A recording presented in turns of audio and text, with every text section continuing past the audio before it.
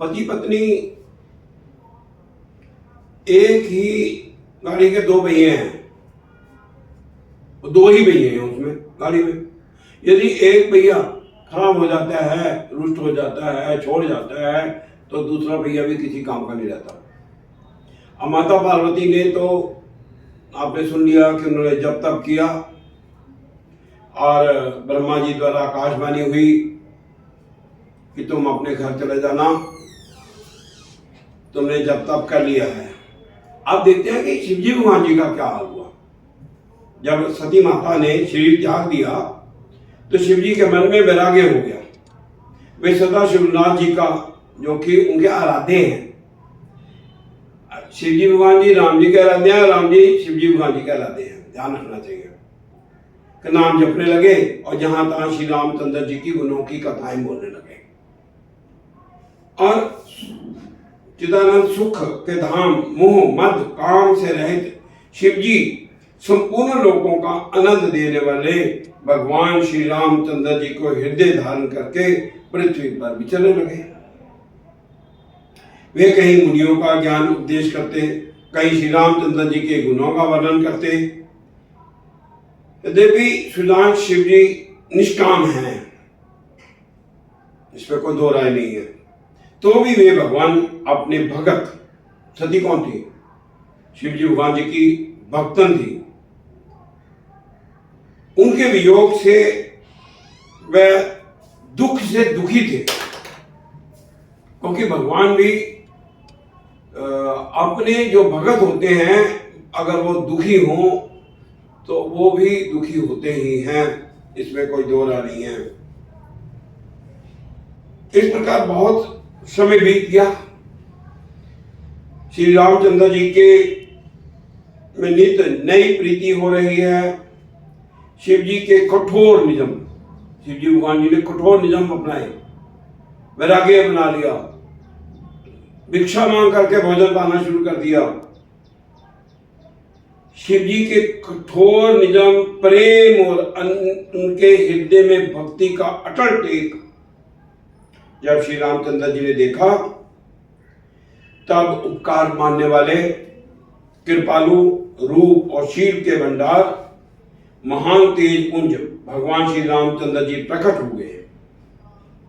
उन्होंने बहुत तरह से शिव जी की सराहना की और कहा कि आपके बिना ऐसा व्रत कोई नहीं कर सकता जिस प्रकार से आपने व्रत किया है सती के जाने के पश्चात। और शिव जी भगवान जी को समझाया कि पार्वती का जन्म हो चुका है। कृपा निधान श्री रामचंद्र जी ने विस्तार पूर्वक पार्वती जी की अत्यंत पवित्र करने का वर्णन किया। किस प्रकार उन्होंने कैसे जप तप किया है, कितने हजारों वर्ष हो गए जप तप करते हुए, किस प्रकार से उन्होंने अन्न त्यागा, जल त्यागा, पत्ते भी त्याग दिए। हे शिव जी, यदि मुझ पर, कौन कह रहे हैं? रघुनाथ जी कह रहे हैं, किसको कह रहे हैं? शिव जी भगवान को कह रहे हैं, यदि मुझ पर आपका स्नेह है तो अब आप मेरी बात विनती सुनिए। कहते हैं जब जो दोस्त मिलते हैं, प्रेमी मिलते हैं, भगत एक दूसरे को मिलते हैं तो ऐसी बात होती है। मुझे ये मांगे दीजिए कि आप जाकर पार्वती जी के साथ विवाह कर लेंगे। शिव जी ने कहा यदि ऐसा उचित नहीं है, परंतु स्वामी की बात भी मेटी नहीं जा सकती। हे नाथ, मेरा यही परम धर्म है कि मैं आपकी आज्ञा को सिर पर रखकर उसका पालन करूं। मात पिता गुरु प्रभु कै वाणी, बिने विचार करे तुम जानी। तुम सब भांति परम हितकारी, आज्ञा सिर पर नाथ तुम्हारी। वाह! हे नाथ, आपकी आज्ञा सिर पर है। माता पिता गुरु स्वामी की बात को बिना ही विचारे शुभ समझकर मानना चाहिए, शुभ समझकर मानना चाहिए। फिर आप तो सब प्रकार से मेरे हितकारी हैं, मैं क्यों नहीं मानूंगा? शिव जी की भक्ति, ज्ञान और धर्म से युक्त वचन सुनकर प्रभु श्री रामचंद्र जी संतुष्ट हो गए। हे हर, आपकी प्रतिज्ञा पूरी हो गई। अब हमने जो कहा है उसे हृदय में रखना। क्या कहा था? कि आपने पार्वती जी के साथ विवाह रचाना है। तो ऐसे तो विवाह नहीं हो सकता था। सप्त ऋषि बुलाए गए। सप्त ऋषियों को शिव जी ने कहा कि जाकर के आप पार्वती की परीक्षा लो कि क्या वो मुझे चाहती भी है कि नहीं चाहती है। सही मायने में उसकी परीक्षा तो लो, वो किसको चाहती है, जाकर के उसकी परीक्षा लो। सप्त ऋषि पहुंच जाते हैं वहां पर पार्वती माता के पास। कहते हैं, हे शैल कुमारी, सुनो, तुम किसके लिए इतना कठोर तप कर रही हो? तुम किसकी आराधना करती हो और क्या चाहती हो? हमसे अपना सच्चा भेद क्यों नहीं कहती? पार्वती ने कहा, बात कहते मन बहुत सुख चाहता है, आप लोग मेरी मूर्खता सुनकर हंसेंगे। मैं तो नारद जी ने जो कह दिया उसे सत्य जानकर मैं बिना ही पंख के उड़ना चाहती हूं। हे मुनियों, कौन कह रही है? माता पार्वती कह रही है, हे मुनियों, आप मेरा अज्ञान तो देखिए कि मैं सदा शिव जी को ही पति बनाना चाहती हूं, इसके अलावा कुछ नहीं है। अब परीक्षा लेने आए थे ना सप्तऋषि, उनकी बात सुनते हैं, हंसते हैं।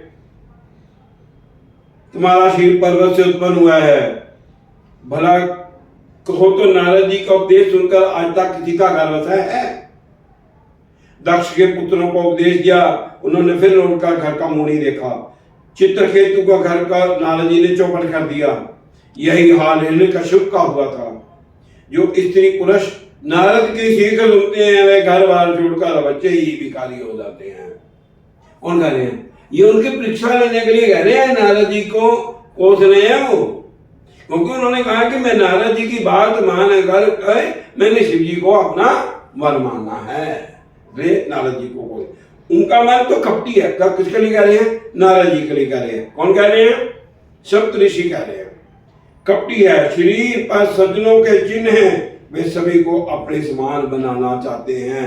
उनके वचनों पर विश्वास मानकर तुम ऐसा चाहती हो जो स्वभाव से ही उदासीन, गुणहीन, निर्लज्ज, बुरे वेश वाला, नर कपालों की माला पहनने वाला, कुलहीन, बिना घर बार का, नंगा और शरीर पर सांपों को लपेटे रखने वाला ऐसा वर के मिलने से कहो तुम्हें क्या सुख होगा, क्या सुख होगा। तुम उस ठग के बहकावे में आकर खूब भूली। किसको कहा ठग? नारद जी को ठग कहा गया है। पहले पंचों के कहने से शिव ने सती से विवाह किया था, फिर उसको मरवा दिया, त्याग किया, मरवा भी दिया। अब शिव को कोई चिंता नहीं रही, भीख मांगकर खा लेते हैं, सुख से सोते हैं। ऐसे स्वभाव से अकेले रहने वाले के घर भी भला क्या कभी स्त्रियां टिक सकती हैं? अब भी हमारा कहा मानो, हमने तुम्हारे लिए अच्छा वर विचारा है, वह बहुत ही सुंदर है, पवित्र है, सुखदायक है, सुशील है, जिसका यश और लीला वेद गाते हैं। वे दोषों से रहे, सारे सद्गुणों की राशि, लक्ष्मी का स्वामी और वैकुंठपुरी का रहने वाला है। हम ऐसे वर को लाकर तुमसे मिला देंगे। ये सुनते ही पार्वती जी हंसकर बोली, वाह। तो उन्होंने कहा था पार्वती को, तुम पर्वत हो, पर्वत से जन्मी हो, आपने ये सत्य ही कहा कि मेरा ये शरीर पर्वत से उत्पन्न हुआ, इसलिए हठ नहीं छोड़ूंगी, शरीर भले ही छूट जाए। सोना भी पत्थर से उत्पन्न होता है, सो वह जलाए जाने पर भी अपना स्वभाव को नहीं छोड़ता, मैं कैसे छोड़ दूं? मैं नारद जी के वचनों को नहीं छोड़ूंगी, चाहे घर बसे या उजड़े, नारद वचन ना मैं पर हूं, बसों भवन उजड़ूं नहीं डरूं, गुरु के वचन प्रीति नहीं जही, सपनियों सुगम न सुख सीधी तेरी। जिसके गुरु के वचनों में विश्वास नहीं है, मैंने नारद जी को गुरु माना है। जिसको गुरु के वचनों में विश्वास नहीं है, उसको सुख और सीधी स्वप्न में भी सुगम नहीं है। माना कि महादेव जी अवगुणों के भवन हैं और विष्णु समस्त सद्गुणों के धाम है, और जिसका मन उसी में रम गया उसको तो उसी से काम है। जैसा भी पति को मैंने मन में दान कर लिया है, अब मैं बदलूंगी नहीं। हाँ, यदि आप पहले आ जाते तो मैं सोच सकती थी, अब नहीं सोच सकती हूं, अब मैं हार चुकी हूं, अब गुण दोषों का विचार नहीं होगा। अब आप किसी ने आपको खिलवाड़ करना तो किसी और के साथ करो, यहाँ मेरे साथ खिलवाड़ करने का आपको कोई लाभ नहीं होगा। तो इसलिए बेले है हो, दूसरी भाषा में, पंजाबी भाषा में कहना हो, बेले है हो, जी गला करते हो किसी और ना करो, मेरे ते उत्ते टाइम ना वेस्ट करो। मेरा क्या कह रही है माँ पार्वती, क्या कह रही है ऋषियों को, मेरा तो करोड़ जन्मों तक यही हठ रहेगा कि या तो शिव जी को वरूंगी नहीं तो कुमारी ही रहूंगी। स्वयं शिव जी 100 बार गए तो भी नारद जी के उपदेश को नहीं छोड़ूंगी। यहां तक कह दिया, और क्या कह सकते थे माता। तो फिर क्या कहते हैं ऋषि, वो परीक्षा लेने आए थे वो सप्त ऋषि। जगत जननी पार्वती जी ने फिर कहा कि मैं आपसे पैर पड़ती हूँ, आप अपना घर जाइए, बहुत देर हो गई। शिव जी ने पार्वती जी का ऐसा प्रेम देखकर ज्ञानी मुनि बोले, सप्तऋषि क्या बोले, हे जग जननी, हे भवानी, आपकी जय हो, जय हो, जय हो। आप माया हैं और शिव जी भगवान हैं, आप दोनों समस्त जगत के माता पिता हैं। मुनि पार्वती के चरणों में सिर नवाकर अपने अपने चले गए। किसके पास? शिव जी के पास जाएंगे। फिर बात दोबारा करेंगे। ओम नमः शिवाय, ओम नमः शिवाय। बोलो पार्वती मैया की जय।